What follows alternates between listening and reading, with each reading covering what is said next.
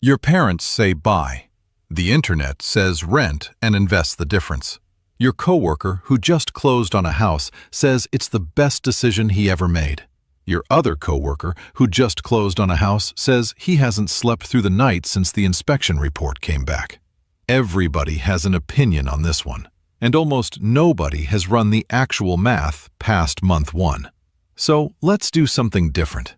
Let's take two people, same income, same city, same budget, same amount of money saved. One rents, one buys. And instead of arguing about which one is smarter based on vibes and family advice, let's track every single dollar. Rent increases, mortgage interest, property taxes, maintenance, home appreciation, investment returns, closing costs, opportunity cost, all of it, for 10 years, 20 years, and 30 years. Because when you lay it all out on a spreadsheet and let the numbers run, one of these two people is quietly building wealth, and the other one is silently bleeding it. The gap after 10 years is uncomfortable. The gap after 30 years is devastating. And which side wins is not the one most people expect. My name is Andy, and this is Andy Explains Money. Let's set the stage. Jake and Marcus both earn $55,000 a year. They both live in the same mid-sized American city. They've both managed to save $60,000, and they're both looking for the same thing: a 3-bedroom place in a decent neighborhood, reasonable commute to work. Marcus buys a $300 home. He puts 20% down, that's his entire $60,000, and takes out a 30-year fixed mortgage at 6.5%. His monthly payment comes to about $1,517 in principal and interest. Add property taxes at roughly $250 a month and homeowner's insurance at $130, and Marcus is looking at around $1,900 per month going out the door. And that doesn't include maintenance. We'll get to maintenance. Jake rents a comparable place for $1,400 a month. No down payment required. He takes his $60,000 and drops it into an S&P 500 index fund, averaging around 8% annually. His monthly housing cost is $500 less than Marcus's. He has no mortgage, no property taxes, no maintenance responsibilities, and a growing investment portfolio working in the background. On day one, Jake looks like the smartest person in the room. He's paying less, investing more, and sleeping soundly, knowing that if the furnace explodes at 2 a.m., it's somebody else's problem. But there's something Jake doesn't realize yet, something that won't become visible for several years, but will eventually define the entire outcome. Every dollar Marcus pays is slowly buying him a piece of something. Every dollar Jake pays disappears the moment it leaves his account. And that distinction, compounded over time, is worth a lot more than $500 a month. Let's watch the first 3 years play out. Because for the first 3 years, Jake is winning, and it's not close. Jake is living light. The furnace breaks, he calls the landlord. The roof leaks, someone shows up and fixes it. The dishwasher dies, it gets replaced. Jake doesn't pay a dime for any of it. His only costs are rent, renter's insurance at maybe $15 a month, and utilities. No surprises, no 5-figure repair bills showing up on a random Saturday. And his $60,000 investment? At 8% annual returns, it's grown to roughly $75,600 by the end of year 3. Jake hasn't added a single dollar. It's just compounding quietly in the background, doing exactly what compound interest is supposed to do. Marcus is having a different experience. Closing costs hit him for about $9,000 on day one, before he's even moved a single box into the house. Appraisal fees, title insurance, origination fees, attorney costs. Then property taxes start coming. Insurance premiums. Maintenance at 1% to 2% of his home's value per year. That's $3,000 to $6,000 annually, just to keep the place from falling apart. A water heater here, a fence repair there, a plumber at 11 p.m. on a Wednesday because the toilet decided to become a fountain.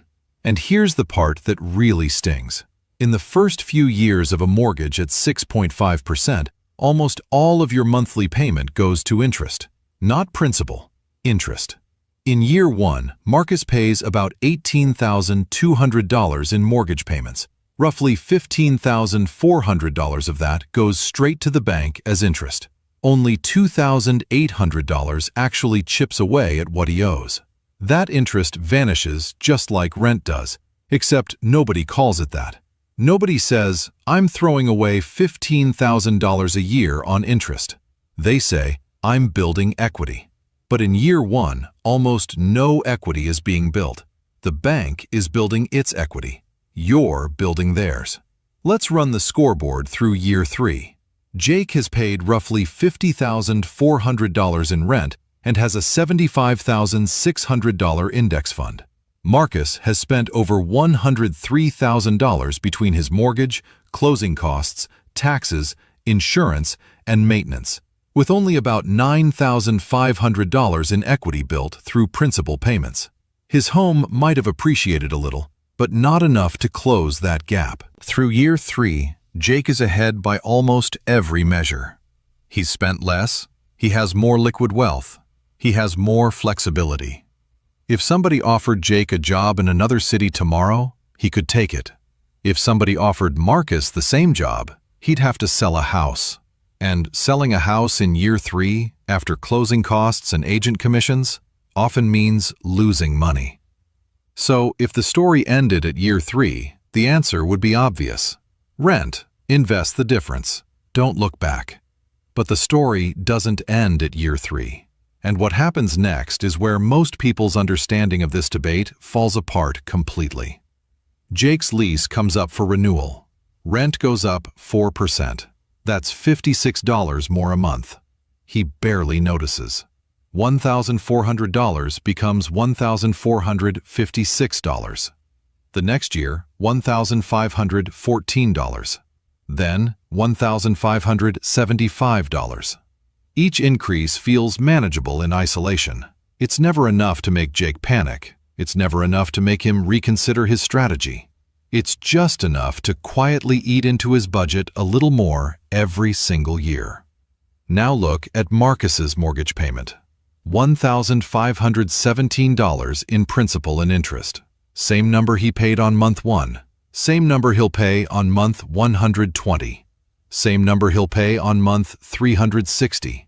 For 30 years, that number does not move. Not once. This is the quiet mechanism that most people miss in the rent versus buy debate. And it's the one that ends up mattering more than almost anything else. Rent is a variable cost that only trends in one direction, up. A mortgage is a fixed cost that inflation slowly makes cheaper in real terms. In year 1, Marcus's payment feels heavy. By year 10, it feels normal. By year 20, it feels almost cheap. By year 30, it feels like a rounding error compared to what comparable housing costs by then. Jake's rent does the exact opposite. It starts comfortable and gets heavier every single year. Like a backpack that someone adds a pebble to each month. You don't notice the first 50 pebbles. By pebble 200, you're hunched over. Let me put real numbers on this. Jake's $1,400 rent, growing at 3.5% per year, which is actually conservative by recent standards, becomes roughly $1,870 by year 10. About $2,510 by year 20, and approximately $3,370 by year 30. Marcus is still paying $1,517. At the end of 30 years, the exact moment Marcus makes his final mortgage payment and starts living in his home for nearly free, Jake is paying over $3,300 a month for the privilege of living in someone else's property. And he'll keep paying it. Next month, the month after, for the rest of his life. Something starts shifting around year 4, and by year 6, the math has quietly reversed in Marcus's favor. Marcus's home has been appreciating. Historically, U.S. home values have grown at roughly 3% to 4% per year on average. There are bad years, there are booms, but the long-term trend holds. At 3.5% annual appreciation, Marcus's $300,000 house is worth about $347,000 by the end of year 6. Meanwhile, his mortgage balance has dropped to around $269,000. That means Marcus is sitting on roughly $78,000 in equity, the difference between what his house is worth and what he still owes. Now here's what makes this interesting. Marcus didn't put $78,000 into the house. He put $60,000 down. The rest came from appreciation on a $300,000 asset that he controls with a $60,000 investment. That's leverage. And leverage is the single biggest advantage homeowners have over renters that almost never gets discussed in the monthly payment debate. Marcus is earning appreciation on $300,000, not on his $60,000. His money is working 5 times harder than it would in a brokerage account. When the house goes up 3.5% in a year, that's $10,500 in appreciation. On a $60,000 investment, that's an effective return of 17.5%. Jake's index fund is returning 8%. Marcus's leveraged real estate is effectively returning more than double that. Not because real estate is a better investment than stocks, but because leverage multiplies the return on the capital you actually put in. Nobody explains it this way. They compare the monthly payment of renting to the monthly payment of a mortgage and declare a winner. But the monthly payment isn't where the wealth is built. The wealth is built in the leverage, the appreciation, and the forced savings of principal paydown happening behind the scenes of every mortgage payment. Jake's index fund has grown nicely too, by the way. Assuming he hasn't touched it, and that's a big assumption we'll come back to, his $60,000 has compounded to about $95,000 at 8% annually by year 6. That's a solid $35,000 gain. But Jake only earns returns on the money he actually invested. There's no leverage, no multiplier effect, and Jake's rent is now creeping past $1,600 a month. He's approaching what Marcus pays in total housing costs. Except Marcus's payment is buying him equity, and Jake's payment is buying him another month in someone else's property. The scoreboard is tightening, and the trend from here only goes in one direction. Let me talk about something that the Rent Forever crowd doesn't like to discuss. The monthly rent is the number you see. It's the number on the listing, the number in the lease, the number your brain anchors to when you're comparing options. What you don't see is the trajectory of that number over the next decade, 2 decades, a lifetime. Rent never stops. There is no month 361 where the payment disappears. There is no payoff date circled on the calendar. There is no finish line. When you're 35, you pay rent. When you're 55, you pay rent. When you're 70 and retired and living on a fixed income, you still pay rent. And that rent is dramatically higher than it was when you were 35. Your income in retirement is lower. Your rent is higher. And there is no month where that equation reverses. A mortgage has a finish line. It has a date on the calendar where the payment stops. And on the other side of that date, you own a piece of the earth outright. Your housing cost drops to property taxes, insurance, and maintenance, maybe $600 a month. Jake, at that same moment, is writing a check for $3,370 to a landlord. But the money is only part of it. Renting means you don't control your housing situation. Your landlord can sell the building. They can choose not to renew your lease. They can raise the rent beyond what you budgeted, change the pet policy, or let the property deteriorate because the repair costs cut into their margins. You're building your life, your kid's school district, your commute, your neighborhood relationships, your sense of home, on a foundation that someone else owns. And they can pull it out from under you with 60 days' notice. None of this means renting is inherently a bad choice, but it means the true cost of renting isn't just what you pay per month. It's what you pay over a lifetime, plus the control you surrender along the way. Now, let me be honest about the other side. Because if I only showed you the downsides of renting, I wouldn't be giving you the real math. I'd be giving you propaganda. Buying a home comes with costs that are enormous, unpredictable, and easy to underestimate. Closing costs hit you for $7,500 to $15,000 before you even get the keys. That's money gone on day one, before you've spent a single night in the house. Maintenance is relentless, and it doesn't care about your budget. A new roof costs $8,000 to $15,000. An HVAC system runs $5,000 to $10,000. A foundation repair can hit $12,000 and ruin your entire summer. Budget 1% to 2% of your home's value every year and hope the house cooperates, because it won't always. Property taxes can rise even when your mortgage payment is fixed. Your equity is trapped inside walls. You can't spend it on groceries or use it in an emergency unless you sell the house or take on more debt. And selling means paying 5% to 6% in agent commissions, another round of closing costs, and hoping the market hasn't dipped at the worst possible time. A house is an illiquid asset, and illiquid assets are dangerous when life doesn't go according to plan. A job loss, a divorce, a medical emergency, a relocation.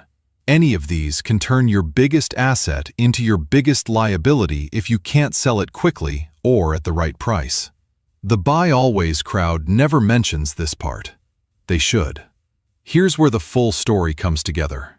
The 10-year scoreboard. Over 10 years, Jake has spent roughly $193,000 on rent and renter's insurance. He owns nothing tangible, but his $60,000 index fund, untouched at 8% per year, has grown to about $129,500. Marcus has spent roughly $285,000. Mortgage payments, property taxes, insurance, maintenance, closing costs. Significantly more than Jake in total dollars out the door. But his home is now worth approximately $423,000, and his mortgage balance has dropped to about $253,000. That's $170,000 in equity. Jake, $193,000 spent, $129,500 in investments. Net position, negative $63,500. Marcus, $285,000 spent, $170,000 in equity. Net position, negative $115,000 in cash outflow, but $170,000 in asset value. When you net it out, Marcus is ahead by $40,000 to $60,000. And the gap accelerates from here. Every year that passes, Marcus's mortgage balance shrinks, his home value climbs, his payment stays fixed. Every year that passes, Jake's rent goes up, his investment returns are good but unleveraged, and he owns nothing. By year 20, Marcus's home could be worth over $500,000. His mortgage balance is below $200,000. His equity is approaching $350,000. Jake's index fund, if untouched, and this is the critical assumption that rarely holds in real life, might be worth $280,000. But Jake has also spent over $450,000 in cumulative rent. Money that built someone else's equity, not his. By year 30, Marcus makes his final payment. He owns a home that could be worth over $700,000. His monthly housing cost drops to taxes, insurance, and maintenance, maybe $600. Jake is paying $3,370 a month to a landlord for the rest of his life. Now, I need to be fair about one critical assumption in this entire analysis. The invest the difference strategy only works if Jake actually invests the difference every single month for 30 years without ever touching it. And that's where the theory meets reality. In theory, Jake takes the $500 he saves each month and invests it alongside his initial $60,000. In practice, the savings get absorbed. A nicer car, dinners out, a vacation that felt earned, a couch that was on sale. A lifestyle that slowly, invisibly inflates to fill the available budget. The investment part of rent and invest the difference requires a level of discipline that most people simply do not maintain for a decade, let alone 3. A mortgage, by contrast, is forced savings. Every month, whether you feel like it or not, a portion of your payment reduces your principal. You're building equity automatically. You don't have to be disciplined. The structure does it for you. Renting as a deliberate financial strategy, with automated investing, iron discipline, and a decades-long time horizon, is genuinely smart. Renting as a default that you never question, never pair with investing, never actually run the numbers on, is one of the most expensive financial choices you can make. Now, I'd be dishonest if I told you buying always wins. There are specific situations where the math genuinely favors renting, and you need to know what they are. If you're staying less than 5 years, buying is almost always a money loser. Closing costs on the way in, agent fees on the way out, and minimal equity built in the early years mean you'll probably lose money compared to renting. The break-even point for most home purchases is 5 to 7 years. If you're not staying at least that long, rent. If you live in an extremely high-cost market, San Francisco, Manhattan, parts of LA, or Seattle, the price-to-rent ratio can be so skewed that buying makes no financial sense. When a home costs $1.2 million but rents for $3,500 a month, the math doesn't work for buyers. The opportunity cost of that down payment invested elsewhere is simply too large. If your career requires geographic flexibility, if you might need to move for a better opportunity within the next few years, the transaction costs of buying and selling will eat any equity you build. Mobility has a dollar value, and sometimes that value exceeds the wealth-building benefit of homeownership. And if you genuinely have the discipline to invest every single dollar you save by renting, consistently, for decades, without ever rating the account, the returns can close the gap, maybe even exceed it in certain markets and time periods. But be brutally honest with yourself about whether that's actually you, because the data says it usually isn't. Jake and Marcus both made their choice thinking they were being smart. Jake thought he was staying nimble, letting his money grow in the market, avoiding the trap of an illiquid asset. Marcus thought he was building something permanent, locking in a fixed cost, creating a foundation. Neither of them actually ran the numbers past the first year. Marcus won, but not because buying is always better. He won because he locked in a fixed cost in a world where everything else keeps getting more expensive. He won because leverage let his $60,000 earn returns on a $300,000 asset. He won because every payment brought him one step closer to a finish line, a date on the calendar where his housing cost drops to almost nothing, while Jake's keeps climbing. The real trap isn't renting, and it isn't buying.